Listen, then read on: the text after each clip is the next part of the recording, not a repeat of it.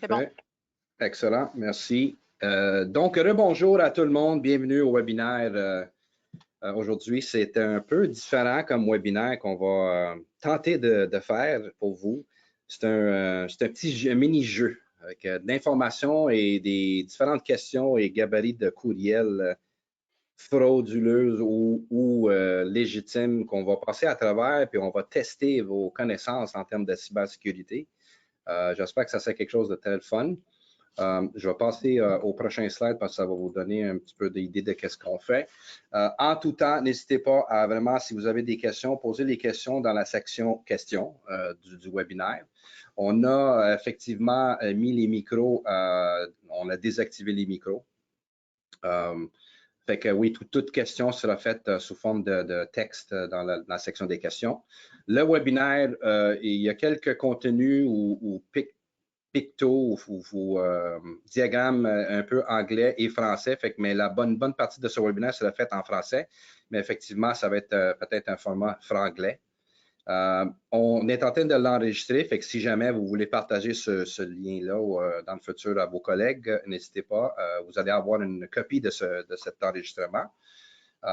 Et suite au jeu d'hameçonnage qu'on va faire, on va compiler les résultats et on va vous l'envoyer pour que vous puissiez passer à travers les questions, les réponses, puis pourquoi qu'on parle de ces affaires-là. Avant de commencer le jeu, j'ai quelques diapos à propos des chiffres de cybersécurité. Je sais que ça ne veut rien dire au niveau des chiffres, mais généralement, ce qui se passe avec ça, c'est que ce n'est plus une question de si vous faites hacker, mais c'est quand que vous allez faire hacker parce que de plus en plus, personne n'est à l'abri, puis ça devient de plus en plus une casse-tête à essayer de gérer les solutions de sécurité qu'on met en place versus les cyberattaques et les criminels qui tentent toujours de trouver moyen de rentrer dans votre environnement. Mais si vous pouvez voir, effectivement, 51% des entreprises qui ont été touchées par du ransomware, c'est juste en dernière année. Ça augmente de chaque année, surtout avec le changement ou la transition du monde qui ont fait beaucoup de télétravail. Ça reste qu'au lieu de centraliser votre environnement, vos utilisateurs, on devient une décentralisation de tout ça. J'aimerais ça parler un peu au niveau de la plateforme Terranova parce que c'est effectivement la plateforme qu'on utilise, nous, pour faire la formation et l'hameçonnage de nos clients. Mais eux autres aussi, c'est une firme de sécurité québécoise, firme entreprise québécoise basée à Laval. Et eux autres aussi font on va dire des sondages puis des tests de courriel. L'année passée, ils ont envoyé 1 million de courriels d'hameçonnage comme test à du monde qui voulait participer dans cet événement-là. Et malheureusement, je dis malheureusement parce que 20% des participants ils ont cliqué sur les liens de phishing. Donc, 1 sur 5 personnes, ils ont cliqué sur le lien. Et de ces personnes-là qui ont cliqué le lien, ben 75% de ceux, ils ont été jusqu'au bout d'aller donner jusqu'au bout de la page de destination qui était fictif et rentrer les données. Fait ce que ça veut dire, si je peux mettre en perspective, si vous avez une entreprise de 40 personnes, ça veut dire que 8 sur 40 personnes, ils ont effectivement cliqué sur un lien qui n'était pas censé de cliquer. Puis de ces 8 personnes-là, ben, il y a 6 ou 7 personnes qui ont été jusqu'au bout de donner les informations. Ces informations-là sont disponibles à tout le monde. Fait que je laisse le site web avec le lien activé. Mais ce que ça veut dire dans tout ça, je ne sais pas si Adriano va jeter un petit commentaire dessus. En passant, j'ai oublié de faire la réintroduction, je l'avais fait au début, mais voici Adriano Anania, un de nos spécialistes en termes de réseautique, la gestion de nos clients. Et ensuite, c'est lui qui chapeaute le rôle de s'occuper des clients qui font la cybersécurité, les campagnes de phishing, les campagnes de formation, etc. C'est des statistiques assez drastiques, assez choquantes, j'imagine. Ouais. Et aussi, cette test était fait avec Microsoft. C'était Terranova qui a travaillé avec Microsoft pour trouver, d'envoyer ça.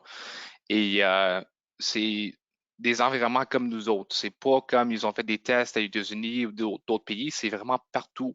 Donc, us, you were all the same part of these stats. Exact. Fait que pourquoi ils ont réussi à avoir un pourcentage élevé de nombre de cliqueurs? Ben, ce qui arrive, c'est que nous, on le dit tout le temps, le maillon faible reste toujours vos employés. On a beau de mettre toutes sortes de solutions de sécurité en place, ça reste que dans l'ancien temps que les hackers essayaient toujours de rentrer à travers le pare-feu puis de trouver moyen de faire un trou dans votre système de sécurité, ils ont réussi à trouver une façon plus facile en utilisant vos employés pour les aider, en fait, pour rentrer dans votre environnement. Fait qu'ils utilisent des méthodes comme l'ingénierie sociale. Je sais que ce n'est pas un bon terme, en fait, là, j'ai oublié de le changer, mais c'est du piratage psychologique. Fait qu'ils utilisent des différentes façons. On va vous expliquer c'est quoi les différentes façons. Avec les questions, vous allez voir comment ils font pour entrer chez vous. Et même si vous ne pensez pas que vous avez subi une espèce d'attaque, mais il y a 90% des entreprises qui ont subi une forme d'attaque, quoi que ce soit, sans que vous le sachiez. And also, the trend that's being studied right now is that more and more attacks are leaving the technical or hardware, hard firewall, anti-spam part, and it's really being more targeted towards users, and continuing throughout the years, that's going to continue to be the new trend. So Exactly. You expect to see more and more of these phishing attempts develop, and with that, they become a little bit more intricate in the ways that they try to trick users. C'est ça. Fait qu'en sommaire, la cible n'est plus votre environnement ou votre pare-feu. La cible, c'est vraiment vos employés. Donc, c'est quoi l'impact d'avoir les employés? En fait, ce qu'on veut faire, c'est d'éduquer vos employés, d'éduquer tout le monde en termes de la sensibilisation, donner des sessions de formation, fournir des rapports, continuer de faire des tests d'hameçonnage. Le but, en fait, c'est de voir à quel niveau de clic vos employés font et ensuite vous donner de la formation personnalisée ou basée sur les résultats qu'on voit. Comme ça, on puisse diminuer le taux de cliqueurs, mauvais cliqueurs. Et évidemment, il y a les avantages qu'on voit à droite, là, c'est la réputation, surtout la réputation de votre business, l'argent que vous risquez de perdre si jamais ils réussissent à sortir beaucoup d'informations au niveau de votre environnement, les mots de passe, les noms d'utilisateurs, et ensuite faire n'importe quoi en termes de quelque chose qui est méchant. C'est sûr que il faut vraiment travailler sur l'aspect humain de cette partie-là. Yeah, and also the more spam that does go out, you could get your domain blacklisted, which would actually stop your business from operating from sending out external mails. So there's also that business impact that could really affect the company. Exact. Fait que nous, on a une liste qu'on appelle les 6 couches de sécurité. On en parle souvent. Je ne passerai pas à travers tout ça. Ça reste qu'on a beau pour mettre tout ce qui est sur cette liste-là. La première chose qu'il faudrait attaquer, c'est le point numéro 1 au niveau du personnel, la formation de sensibilisation. Et le deuxième point, la simulation d'hameçonnage. Ça va ensemble, en fait, ces deux-là. C'est pas juste la formation qu'on aime faire, mais on aime tester le niveau de absorption de la formation qui a été prise pour s'assurer que l'utilisateur maintenant connaît quoi faire ou quel courriel ne pas cliquer. Fait c'est sûr, je vais toujours suggérer de mettre certaines choses comme les pare-feux, le filtrage anti-pourriel, un système d'antivirus au niveau EDR, le Endpoint Detection and Response, qui est l'antivirus de la nouvelle génération, la segmentation de votre environnement, de contrôler les accès que vos utilisateurs ont. Est-ce que c'est des admins, des super admins? Est-ce qu'on a le droit de faire beaucoup de choses? Parce que ce qui arrive avec ces genres d'attaques-là, c'est que les criminels vont rentrer puis essayer de promouvoir leurs propres usagers qui ont réussi à avoir dans des super admins ou des global admins pour effectivement commencer à encrypter, effacer ou quoi que ce soit. En fait, se préparer pour l'attaque. Yeah, and also, Sergio, another point is when you view security, you have to view it in 2 points as the proactive and the reactive side. So you always want to prefer a proactive approach as like training users. So like that before they receive the email, they already know what actions to take. Also like an anti-spam system, before the email gets to the end user, it gets filtered. So it's more proactive as an approach. So it's really good for the enterprise. Also, there is dark web surveillance and validating if credentials have been stored on the dark web and are being sold on the dark web. More of a reactive approach because it already exists. But in doing so, you actually reduce your risk of being compromised because you're actively changing those passwords as they get detected. Yeah. So it's always good to have a healthy balance between proactive and reactive when it comes to security. Good. Donc, si on mettra, je vais reculer, si on met tout ça en place et on fait aucune formation ni simulation d'hameçonnage, j'adore ces photos-là. C'est l'équivalent d'avoir une porte qu'on peut se trouver une façon de contourner facilement. Moi, mon préféré, c'est celui du milieu avec un petit morceau de Cheetos, mais effectivement, si on garde toujours un trou ouvert, c'est garanti que les criminels vont trouver une façon de rentrer dans votre environnement. Donc, étant dit, on va commencer notre petit exercice, notre jeu. Juste pour vous avertir, il y a 7 questions en partant qu'on va vous poser. C'est des choix multiples, fait qu'il y a quelques questions que vous êtes obligé de sélectionner plusieurs choix de 3 ou 4 réponses. Il y en a un ou deux qui est du vrai-faux. Ensuite, on va passer à travers 6 courriels d'hameçonnage. Fait que c'est sûr que c'est des snapshots d'un courriel. Je comprends que c'est difficile à voir, on ne peut pas passer la souris par-dessus les liens, mais on a fait ça d'une façon que c'est relativement simple à voir.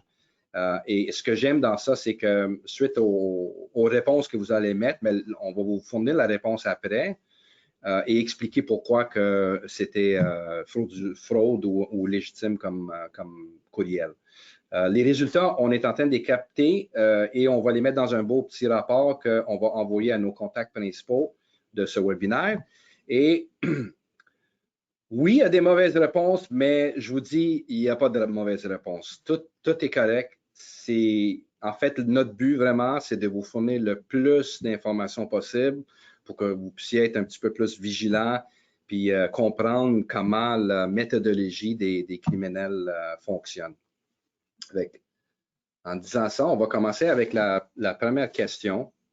Je vais répéter la question plusieurs fois parce que j'ai notre assistante Maria qui est en arrière-plan de tout ça, elle va activer le sondage au fur et à mesure que je pose des questions.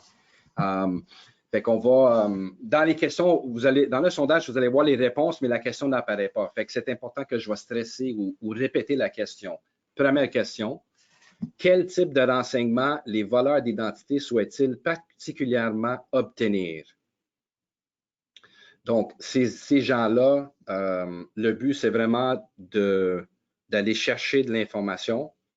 On a 4 choix. Encore une fois, je répète la question, puis Maria, vous allez ouvrir le sondage bientôt. Fait quel type de renseignements les voleurs d'identité souhaitent-ils particulièrement obtenir? Donc, c'est bon, je vais ouvrir.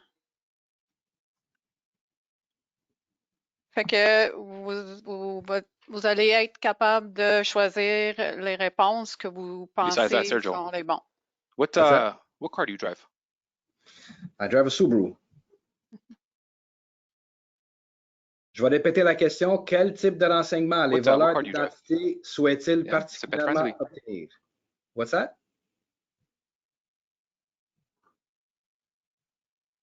Donc, on donne quelques instants de plus. I'm like, my dog doesn't really go into the car. And does it fit, do you think, in a Subaru? Sure.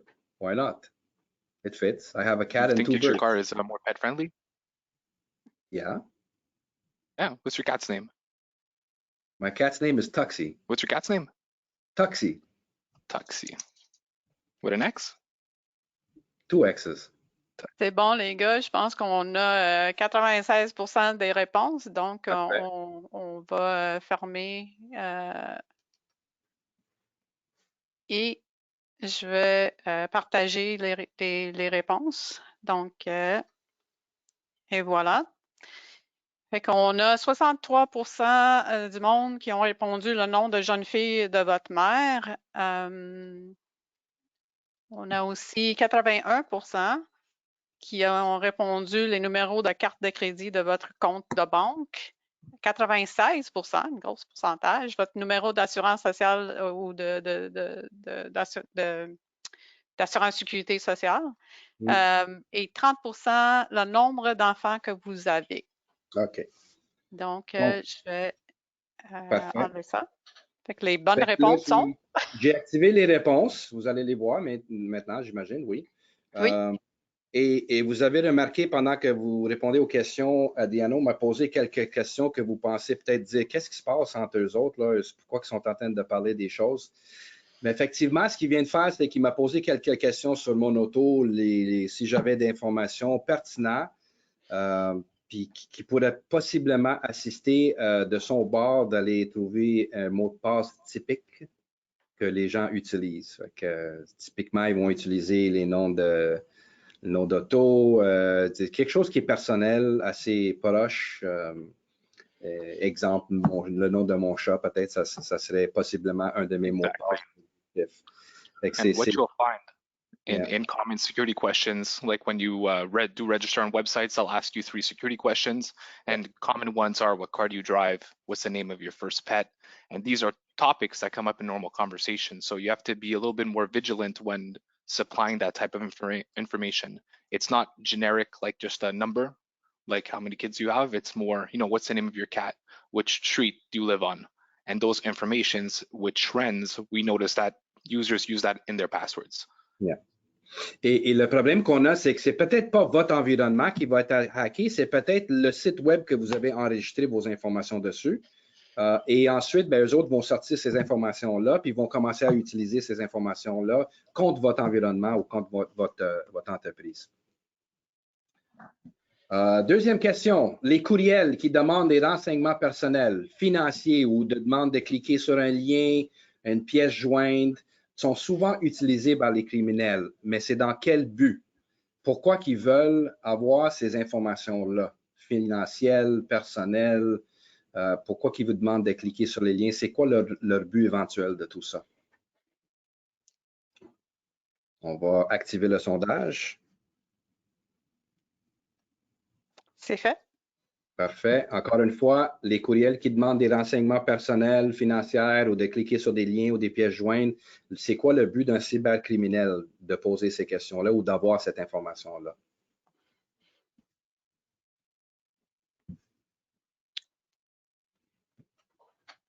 Il y en a une couple que tout le monde pense que c'est la bonne réponse. Il y en a d'autres que c'est pas sûr.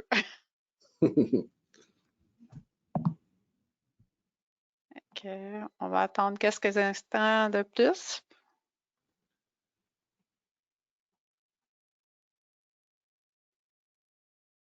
Non, c'est parfait.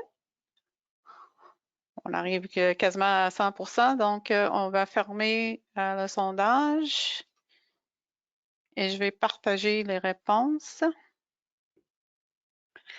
Donc, on a 85% de vous qui pensent que c'est pour faire des attaques par hameçonnage.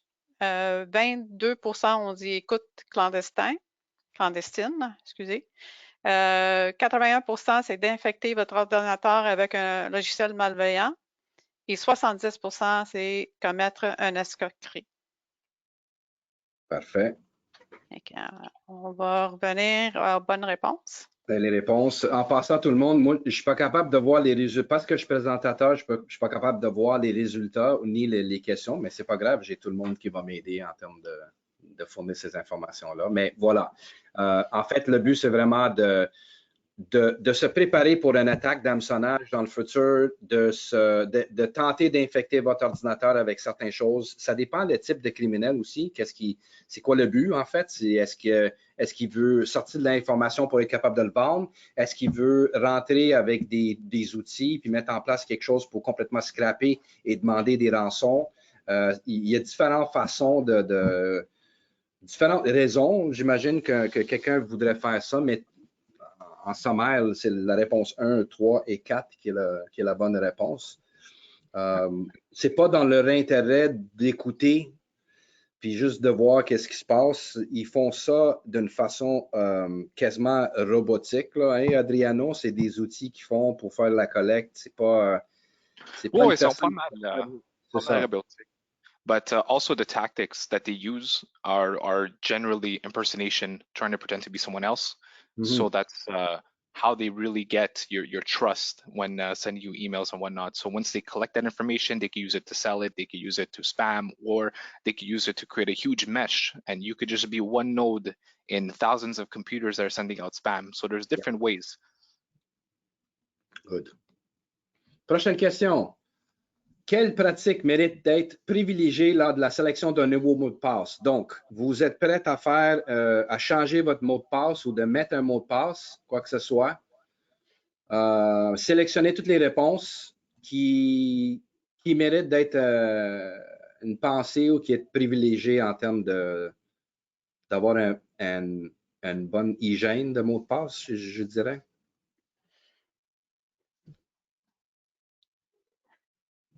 Donc, est-ce que tu veux que Oui, je... on va commencer, désolé, on va commencer le sondage. Parfait. Fait que c'est quoi les pratiques qui méritent d'être privilégiées lors de la sélection d'un nouveau mot de passe? Do you remember one of your first passwords, Sergio, Yes, I do. before you were security conscious? Yes, I do. What was it? It had something to do with the type of card that I had many Oh. moons ago. And a sequence of keys, I guess? And a sequence of keys. Yes. Subaru 123 exclamation mark? But not really, but close. Could be. Close.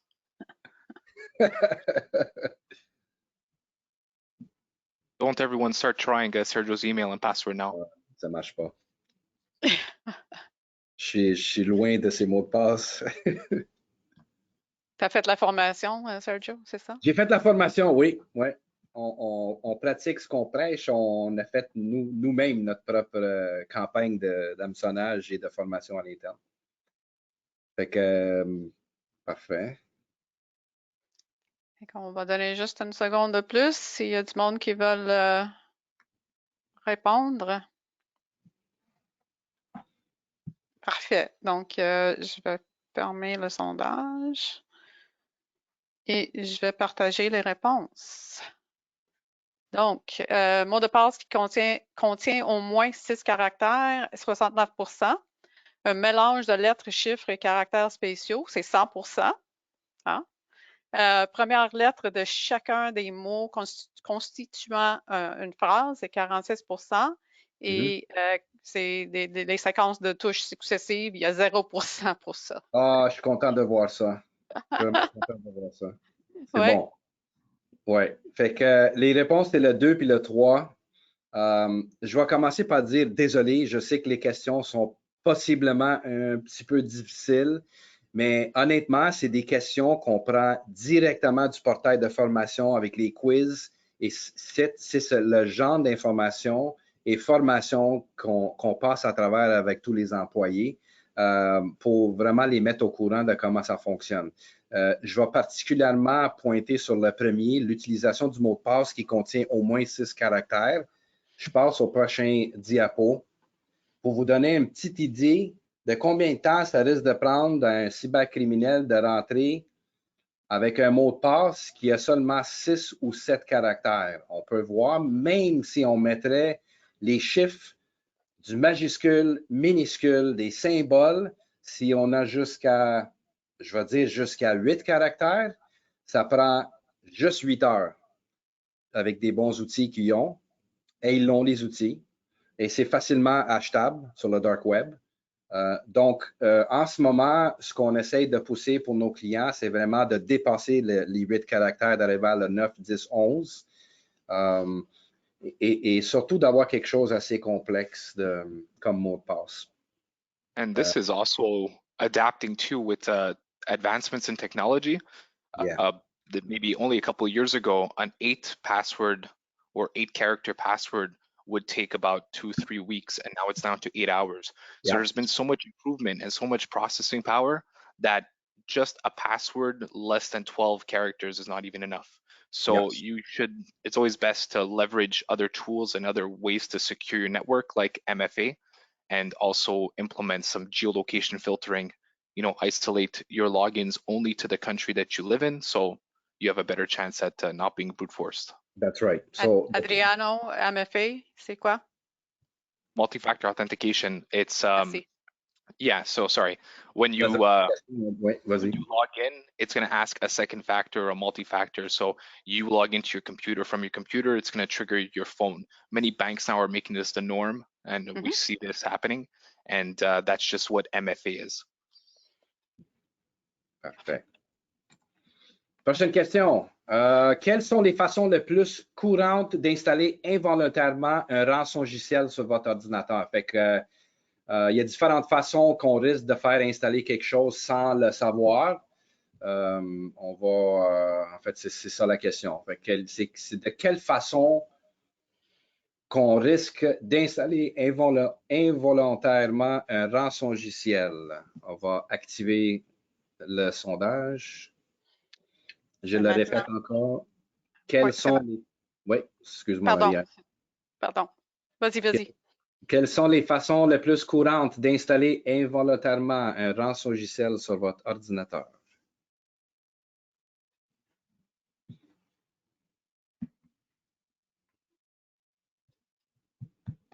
Oh, on a il y a certaines réponses qui ont reçu 100%, donc OK.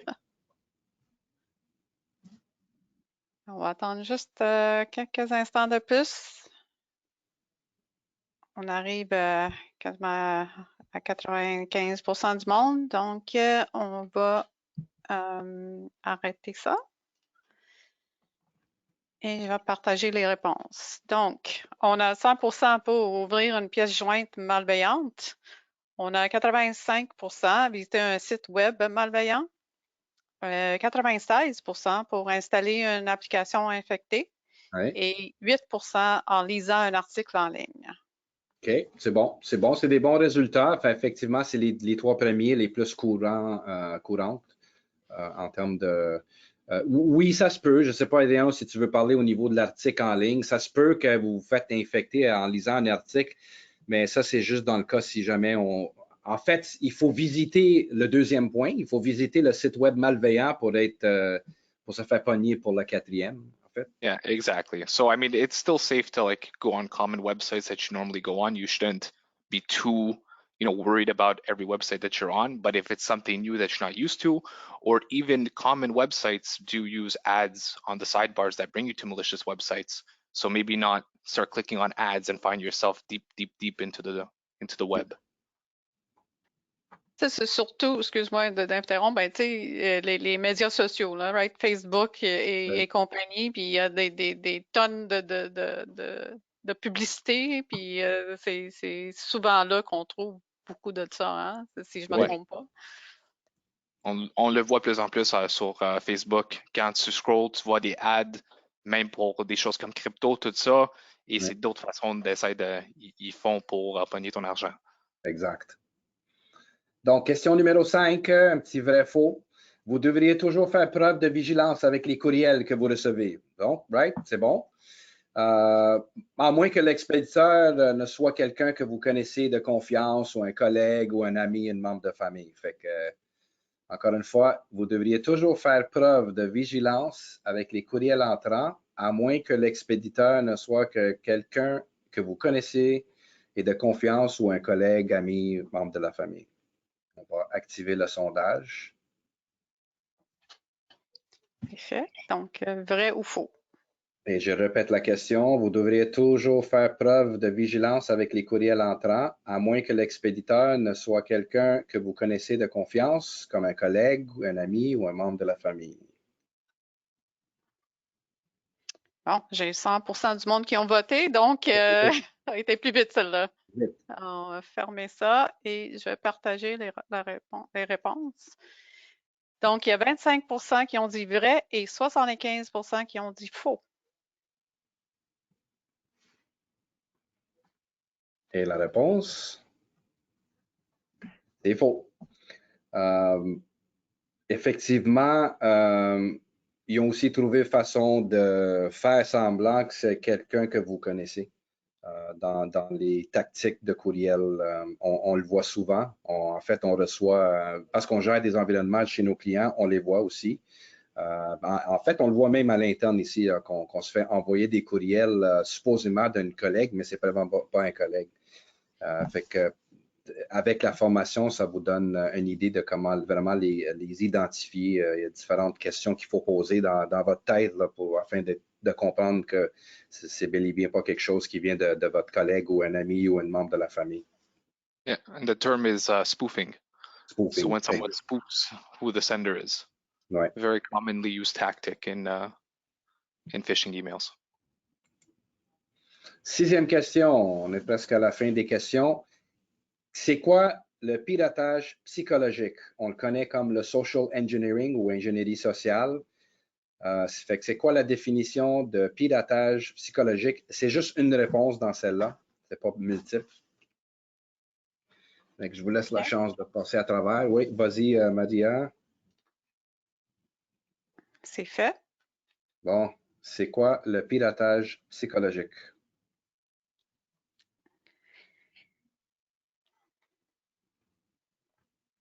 Encore une fois, ça fait référence à la conversation que je faisais que j'avais avec Adriano en termes d'essayer de ramasser le plus d'informations possible, que ce soit en discussion ou que ce soit par les courriels qui passent à travers ou qui infiltrent et ensuite ils font la collecte d'informations. C'est ces informations-là qu'ils vont utiliser ensuite pour continuer leur démarche dans l'environnement puis essayer de ramasser ou faire le plus de dommages possible.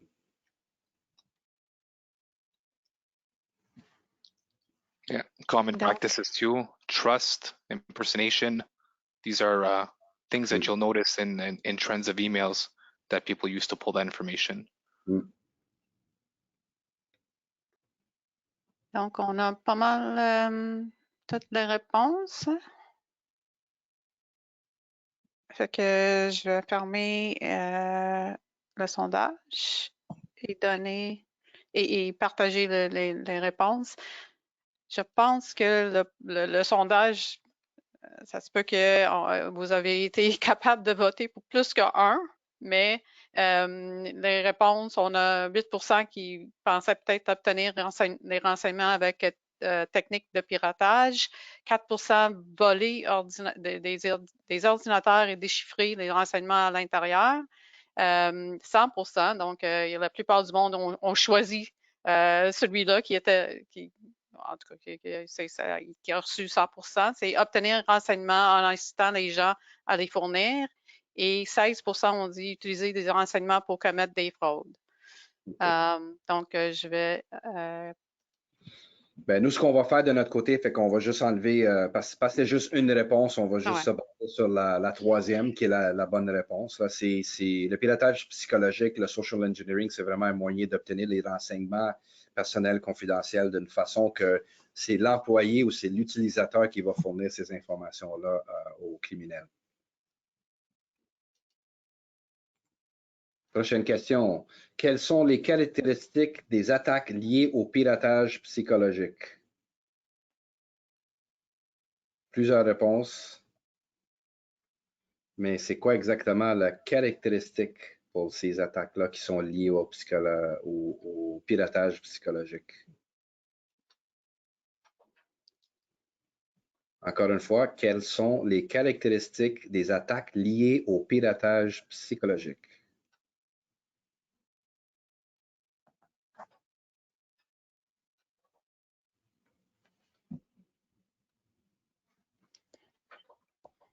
La question n'est pas si facile que ça, je pense. Non, non, pas du tout. Pas du tout. On arrive, presque tout le monde a répondu. On va attendre un instant de plus.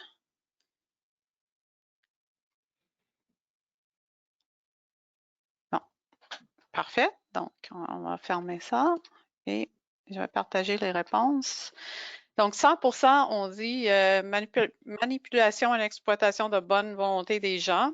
7% contrés par mesure de sécurité technologique 67% utilisant des ruses anciennes et efficaces et 48% c'est difficile à arrêter avec des mesures de sécurité technologique. Ben, c'est des bons résultats du sondage parce que ça représente vraiment les trois réponses qu'on avait mis pour cette question-là. Fait qu'effectivement, il y a des mesures de sécurité technologique qu'on peut mettre en place, mais à cause que c'est du piratage, ça reste que ça donne une portion, une petite clé à l'employé qui est capable d'ouvrir la porte un peu pour ces gens-là. Et c'est comme on a dit, c'est basé sur de la manipulation et sur le fait d'aller chercher des informations personnelles et confidentielles. Yeah. It's also very important to remember that users are the front line of security. No matter what you put in place, no matter what you do, you know, they're the ones that are going to be receiving, they're the ones that operate your business on a day-to-day basis. And they're the ones that are going to be receiving majority of emails. So there's many different ways from that they could get tricked into clicking on stuff, and nothing could stop an email going through. Oui. Bon, on commence avec les petits courriels. J'espère que c'est assez grand pour tout le monde. Je fournis l'exemple numéro 1. Est-ce que c'est un courriel légitime ou fraude? Fait que c'est vraiment juste une réponse de fraude ou légitime qu'on a à faire ici. Je vous laisse quelques secondes à analyser ce courriel-là. Comme j'ai dit, c'est difficile d'utiliser des méthodologies, de passer le souris par-dessus les liens, etc., pour être capable de vraiment voir si c'est fraude ou pas. Mais on n'a pas fait ça si difficile que ça pour certains de ces pages-là. Fait qu'on est juste curieux de voir. En fait, c'est vous donner une idée des types de courriels que vous risquez de recevoir qui sont possiblement frauduleux. Donc, je pense qu'on a donné assez de temps, j'imagine, hein, Maria? On va ouvrir le sondage. Oui.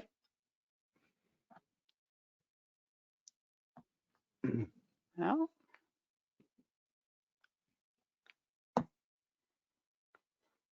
Je pense qu'il y a une bonne partie du monde qui ont vu les bonnes affaires. C'est bon. Juste un autre instant pour que tout le monde peut voter. OK, fait qu'on va fermer ça et partager la réponse. Fait qu'on a 28% qui pensaient que c'était légitime et 72% qui ont dit que c'était une fraude. Donc, et oui, 72%.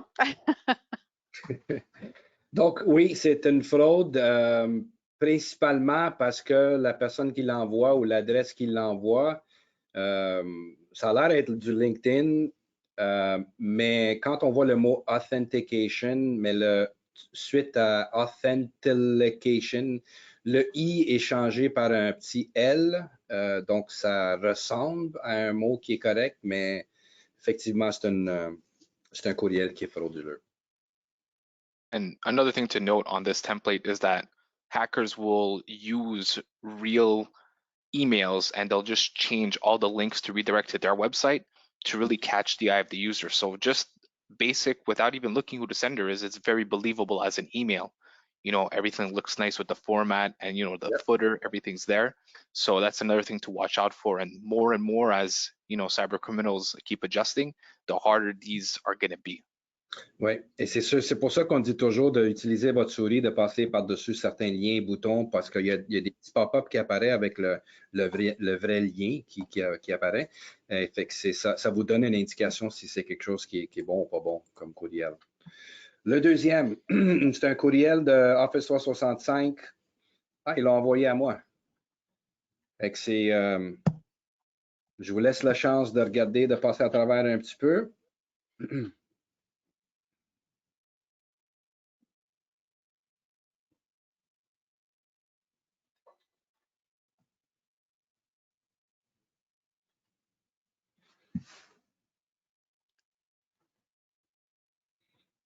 Puis Adriano, il y a un bon commentaire par rapport à ce courriel-là. Fait qu'on va ouvrir le sondage Oui, et oui.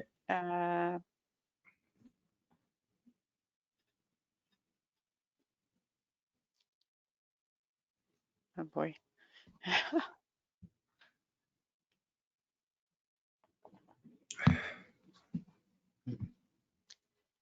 On est presque à tout le monde qui a voté, donc on va attendre un instant pour donner la chance au dernier et on va fermer le sondage. On va partager les réponses. Donc, il y a 12% qui pensent que c'est un courriel légitime, puis 88% qui pensent que c'est une fraude. Effectivement, c'est une fraude pour plusieurs raisons. Encore une fois, ça venait d'un quasiment Microsoft, mais en fait, c'est deux R qu'on voyait au lieu du M. Ça fait que c'est deux R avec un I qui était très semblable à Microsoft. Mais le plus important dans ça, je vais laisser la parole à Adriano, c'est le carré rouge qu'on voit en plein milieu de ce courriel-là. Pourquoi que ça devient des courriels frauduleux, puis comment voir vraiment quelque chose qui est frauduleux instantané? So that's it. You always keep in mind that hackers are trying to trick you and ways to get you to click. And this is an ideal case where they send you an email and they say all users must change their password immediately. They create the sense of urgency. People sometimes don't even try to second guess it, and they say, "Oh well, it's targeting all of us. We're all gonna have to do it, and I have to do it immediately." So the trend and what they normally use is that real sense of urgency, trying to get you to entice you to click. And other types of templates might say, your administrator is doing it, like this one here. It says your IT administrator. So you already kind of think, the trust is there. My IT administrator sent this email and he wants me to do it right now. A user that's not going to guess it, they're going to go through it, they're going to click it. And other key points to note is the sign-offs are very generic. It says quarterly, the Office 365 team with just a sticker of Microsoft. So I mean, your IT administrator is not sending you a signature from Microsoft in his email. So always keep that in note and follow these trends where they try to deceive you in sending these emails. L'urgence et ça sème la panique, en fait. C'est ça qui arrive. Troisième, légitime ou fraude? Un autre courriel de Microsoft. Ils sont populaires? C'est toi qui es populaire, Je Sergio. ne sais pas pourquoi. Oui, c'est tout à moi. Je ne comprends pas.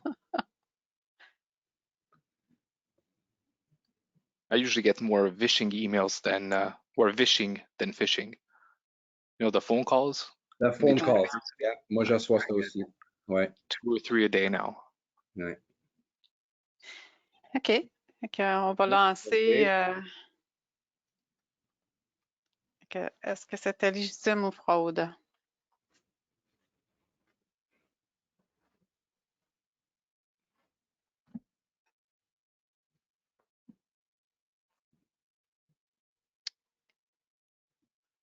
Donner une autre petite chance.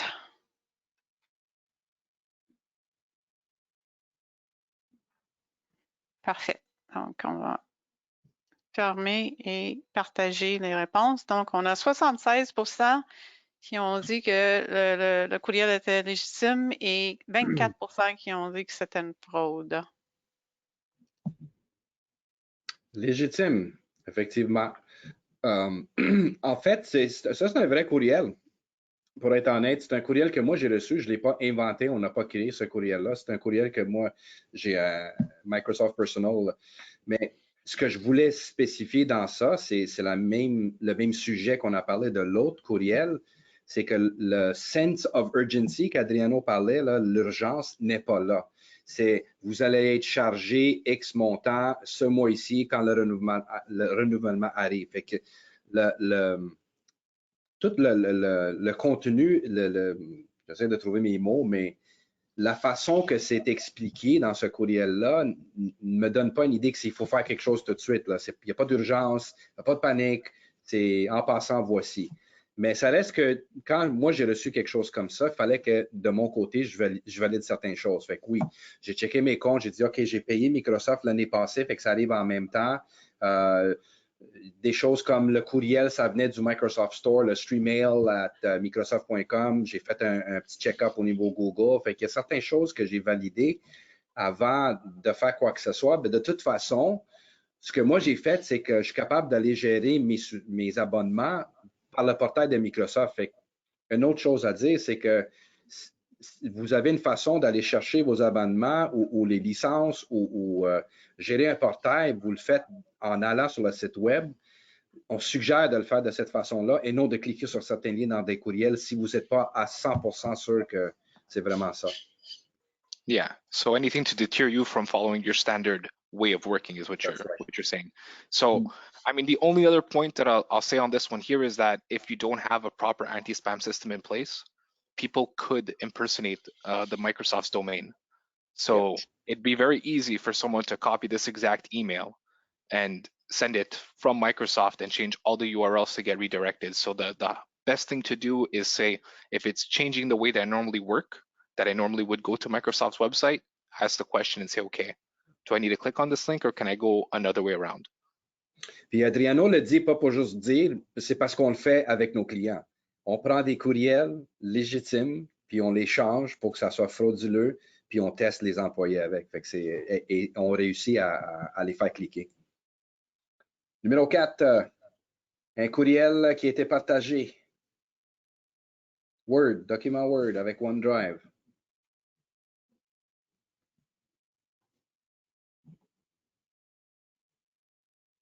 Je pense qu'on est correct. On peut activer la page de sondage.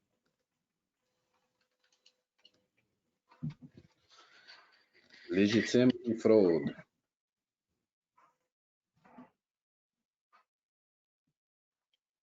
Oh boy, là c'était plus facile celle-là, je pense. C'est quasiment tout le monde a voté, donc je vais fermer ça et partager les réponses. Donc 100% on dit que c'est une fraude. Hein? Hey, on commence à former du monde. Parfait. C'est une fraude. Encore une fois, ça venait bizarrement d'un IT support avec un 0. Comme Adriano y avait mentionné, ça vient de votre système administrator. C'est très urgent, c'est important. C'est quelqu'un plus haut dans l'échelle qui vous partage quelque chose. C'est pas nécessairement l'administrateur, ça peut dire votre président, votre directeur, le gérant, quelqu'un qui partage un document pour vous. Fait que, encore une fois, c'est des petits indices de cette façon-là qu'on peut éviter de cliquer sur certains liens. And this template is actually is copied from a real email.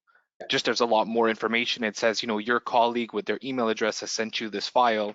We just removed all of that and just renamed it to your administrator. So this is one of our templates that we've modified. C'est ça, c'est très générique en ce moment, c'est comme ça. Fait que c'est sûr que c'est pas un vrai. L'avant-dernier, un autre courriel qui venait d'un Zoom. On a un meeting Zoom en courriel. On se fait inviter souvent, que ce soit Zoom ou Teams. En passant, des courriels de Zoom ou de Teams là, sont facilement manipulés pour que ça soit fake. Fait que on ne vise pas Zoom en particulier. Là, on peut viser n'importe quelle plateforme de vidéoconférence ou de meeting. On va l'ouvrir. Oui, OK.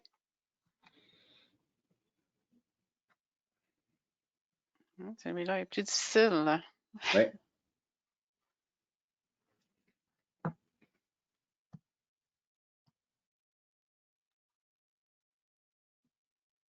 On va donner 5 secondes encore pour finir de voter. Bon. Je vais fermer et je vais partager les réponses. Donc, il y a 38% qui ont dit que c'était légitime et 63% qui ont dit que c'était une fraude. Donc, c'est une fraude. This is another one that's from a real template also. Exact. Donc, la chose à noter, c'est la personne qui envoie l'email Le URL, ben, le nom du domaine n'est pas correct, c'est pas la bonne. D'habitude, c'est zoom.us, je pense. Ça, c'est une chose. Et aussi, l'email lui-même, c'est marqué que you receive the video conference. Ça marque pas vraiment comme la personne qui t'a envoyé. Il manque un peu de détails. Donc, ça, c'est des choses à noter dans les emails et dire comme, am I expecting something from someone or not? Oui, mais un message un petit peu trop générique, je trouve. Dernière. Un petit courriel par rapport à coronavirus. This is my favorite email. My favorite email. C'est mon nom de famille, je viens de voir.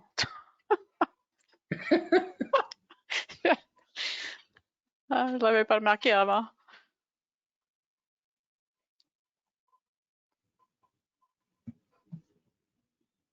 Ça se peut que c'est vrai, ça se peut que tu as cliqué, Nadia. Ça se peut. Oui. On va ouvrir les questions, les réponses. I have all the audits, so I could check. Yeah. Mm.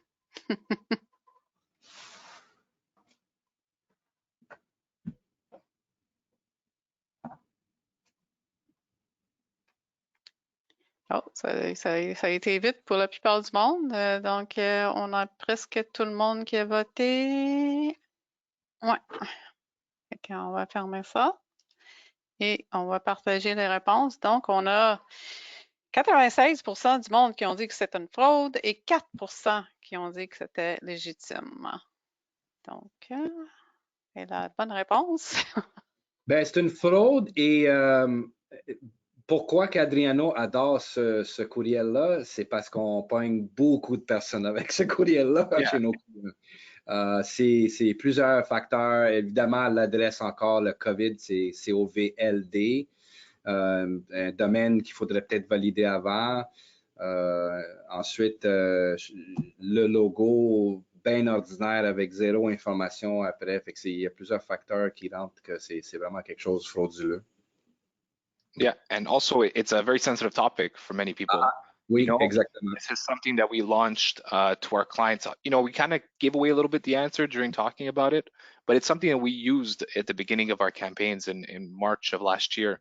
And what we saw is so many people were filled with emotion when receiving this email. You know, they would click just out of question, like, what is this? What new measures are happening? And they would completely ignore who the sender was. So we had click rates of about 35% on this template itself.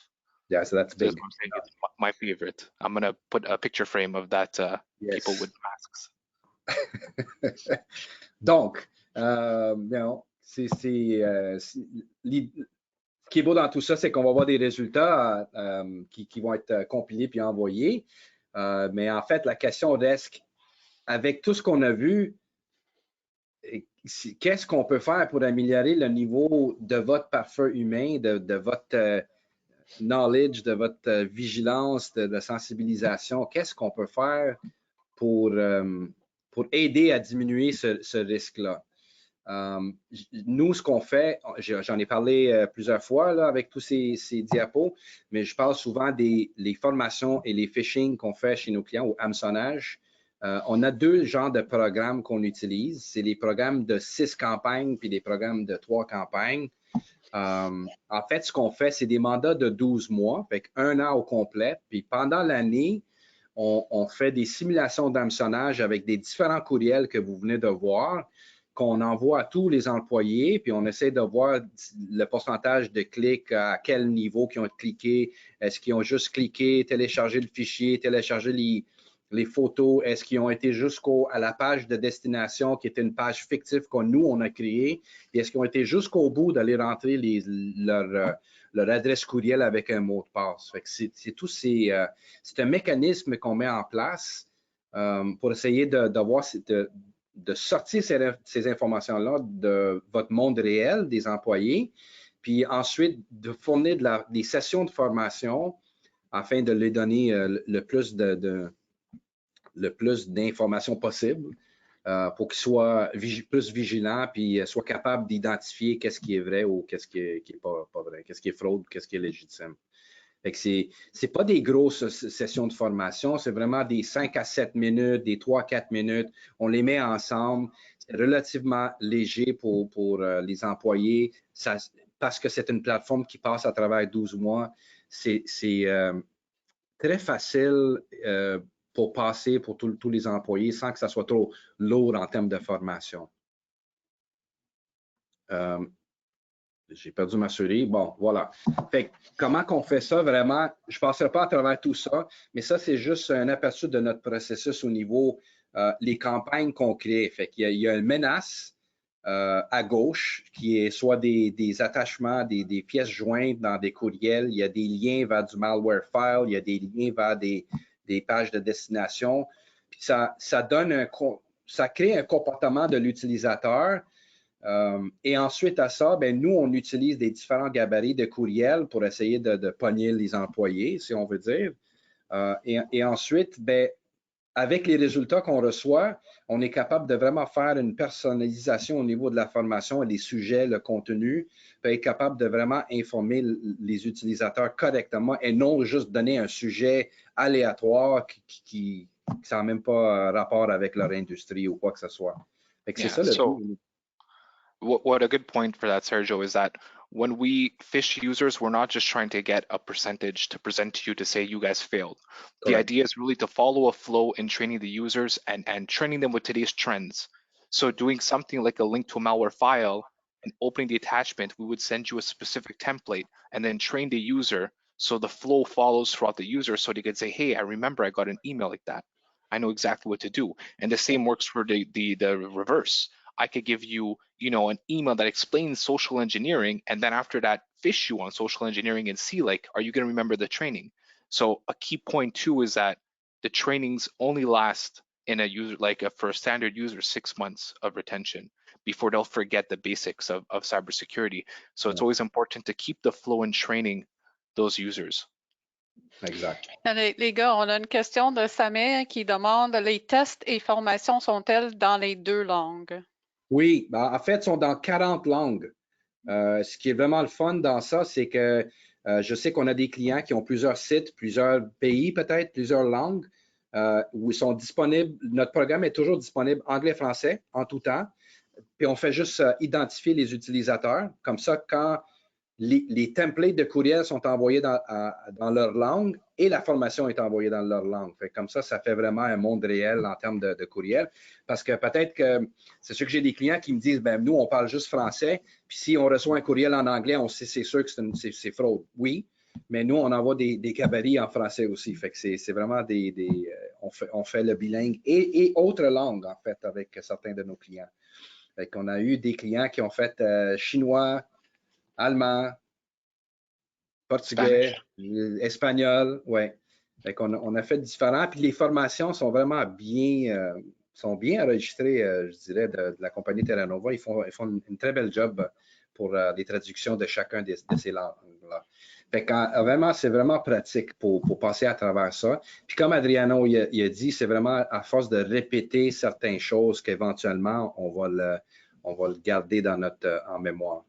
Je vous donne un petit aperçu de comment le portail peut être aperçu de l'utilisateur. Fait que ça, c'est un utilisateur qui va avoir accès à les 6 sessions de formation, mais ça a l'air à ça. Fait que il y a un progrès, il y a des rapports de progrès, qui a commencé, à quel point il s'est rendu, qui l'a complété. Il y a des quiz, des questions, des réponses, il y a des jeux, il y a différentes choses qu'on peut mettre en place, puis on peut suivre le progrès de chaque employé par rapport au hameçonnage et par rapport au niveau de la formation. Ouais. Et aussi le côté personnalisé, tu peux mettre le logo de votre compagnie. Oui. Et we could customize everything about this page to follow, right down to the color of the button. Exact. Fait que si vous avez des couleurs jaunes avec un logo différent, on va les mettre, puis ça va vraiment être un portail qui est vraiment personnalisé pour vous. Je parlais tantôt des rapports, bien voici des exemples de rapports qu'on peut sortir. Souvent, on se fait demander, est-ce que je peux avoir ce rapport-là en format Excel? J'aimerais ça passer à travers, vraiment détailler les employés qui ont passé, la durée de la formation, qui a cliqué sur les liens, comme en haut à gauche, on voit qui a cliqué, qui a téléchargé les images, qui a cliqué sur le lien, qui a ouvert la pièce ou qui était jusqu'au bout à droite ou ce que c'est rouge, qui ont complété la page de destination qui est effective, qui était jusqu'au point de rentrer les informations personnelles. Fait que tout ça est géré par nous et on vous implique, on fait des revues et on vous envoie des rapports aussi. Yeah. Sergio, oh, pardon, Adriano, j'allais demander une question, mais vas-y. Yeah, I just want to say the reports that we send, the Excel reports, Sergio, I don't know if you could go back to the last one. The beauty of this report is that you actually get to see the exact times that emails get sent. So each of those times when the user clicks, opens an attachment, or does any action, it gets documented with a time and date where you could follow up. And it also tells you more information like the IP that they were at, the browser that they were using, and a couple more information. The only thing that we don't collect, and that's for security purposes, when they do input password information, we don't keep any of that stored. That does not, the website deteriorates that information before getting sent. It's a very important key thing. So we'll never have access to passwords, nor will they ever even get transmitted to the web. Exact. C'est vraiment juste un test pour voir s'ils ont été jusqu'à là. Maria, tu avais une question? Oui, Lucie mentionne aussi que ces formations sont éligibles pour la formation de la main-d'œuvre de 1% de la masse salariale du gouvernement du Québec. Exactement, on peut réserver le 1% pour la formation des employés. Effectivement, c'est vrai. Aussi, je voulais mentionner que quand on décide de faire des campagnes d'hameçonnage, c'est pas juste un template qu'on va envoyer à vos utilisateurs. On va sélectionner plusieurs templates de courriel et on les envoie aléatoires pendant une période de temps. Fait que c'est pas tout le monde qui va recevoir ça à 9 h le matin. Ça c'est pendant 2 semaines, puis 5 différents courriels, puis on sait même pas qui va recevoir en premier parce que c'est le système qui le fait. Mais tout ça, toute cette cédule est prédéterminée. Puis quand on le met en fonction, bien, on voit en temps réel les courriels qui se font envoyer puis les personnes qui cliquent au fur et à mesure dans le but d'avoir, mettons, dans 2 semaines, les chiffres finaux au niveau qu'est-ce qui s'est produit avec ce campagne-là. Et on laisse nos clients choisir la date qu'ils veulent leur envoyer, les temps. Et s'il veut avoir une durée de 2 mois, on peut toujours le faire. Donc, comme vous voulez, on peut mettre tous les emails instantanés ou on peut passer ça pour 2 semaines, 3 semaines. C'est ça, ça peut arriver. Il y a dans un temps, mettons en été, que le client dit, ben là, le mois de juillet, on ne fait rien parce qu'il y a presque personne qui travaille. Pas de problème, on fait le changement au niveau de la cédule, puis on le fait d'une façon d'avoir les meilleurs résultats, de capter tout le monde, d'essayer de l'envoyer à tout le monde. Donc, les informations importantes, ce qu'on vient de voir, je sais qu'on a dépassé de quelques minutes, là, mais on a fini. Là.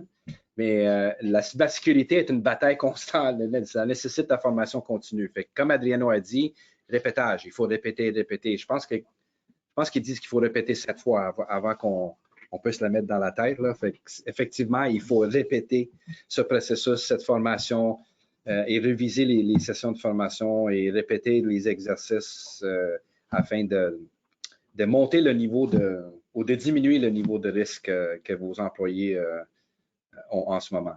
Fait que le rapport avec les questions-réponses, les résultats vous sera envoyé. Je vais laisser l'équipe faire les manipulations avec tous les chiffres et on va le préparer. Je n'ai pas vraiment de date, mais ça ne devrait pas prendre trop longtemps pour ça. On va vous envoyer le lien parce que ça, c'est enregistré. Fait qu'effectivement, on va vous envoyer le lien de cet enregistrement-là si jamais vous voulez le partager. Et c'est sûr qu'on vous invite à avoir une discussion avec un de nos représentants ou représentantes pour continuer cette conversation ou de voir qu'est-ce que nous, on peut faire pour améliorer votre niveau de sécurité, votre vigilance. Je ne sais pas s'il y avait d'autres questions dans tout ça. J'aimerais ça, en attendant, remercier Adriano pour ses commentaires et ses compétences en termes de phishing et formation. Il est impliqué à chaque jour. Je trouve ça génial qu'on a quelques personnes qui font ça quasiment à temps plein ici pour aider nos clients, en fait, d'améliorer leur vigilance. Another point is, before I got into cybersecurity, the picture is there. I had hair, full set, very thick. You couldn't pass a comb. And now I'm like Sergio when I got started on cybersecurity. So don't be like us. C'est le TI qui fait ça. Donc, moi, je vois pas plus de questions. Parfait. Mais Sergio, comme tu as dit, on invite tout le monde à continuer la conversation avec vous, right? Excellent. Oui, exactement. Fait que, avec tout ça, je dis merci beaucoup à tout le monde d'être venu. Merci pour votre interaction en termes de répondre aux questions. Moi, j'ai bien adoré ça. Je ne sais pas vous autres si vous avez aimé ça, mais moi, j'aime ça. C'est ce genre de format-là en webinaire. Au lieu de juste pousser des pages puis de parler sur des pages, j'aime ça être engagé avec le monde puis avoir une certaine interaction. Fait que c'est sûr qu'éventuellement, ce qu'on aimerait faire, c'est de faire le même genre de choses, mais pour différents sujets. Mais c'est dit, merci beaucoup à tout le monde. Passe une belle journée. Et bientôt, ben, vous allez avoir tous les documents, liens, rapports, etc. Envoyés. Et à ça, ben, je remercie Maria en arrière-plan pour faire les logistiques et l'engin au niveau des sondages, les commentaires. Et merci à Diano et merci à tout le monde. Merci. Bonne journée. Bonne journée.